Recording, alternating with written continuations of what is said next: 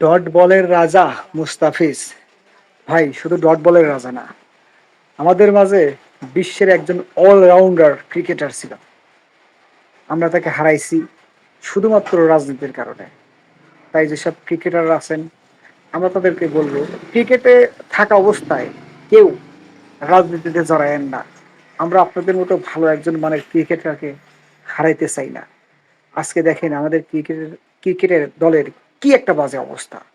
তাই সবাইকে বলবো, রাজনীতি করবেন ঠিক আছে, ক্রিকেটের থেকে যখন অবসর নেবেন তখন করেন। এটাই আমার মতামত। আপনারা সবাই আমাদের দেশের সম্পদ।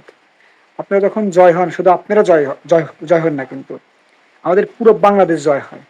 আপনারা যখন হেরে যান, তখন কিন্তু শুধু আপনারা হেরে যান না, আমরাও হেরে যাই, পুরো বাংলাদেশ হেরে যায়। তাই সবাইকে বলবো, রাজনীতি করবেন দল থেকে যখন অবসর নিয়ে, ক্রিকেট থেকে যখন অবসর নেবেন তখন আপনি রাজনীতি করবেন।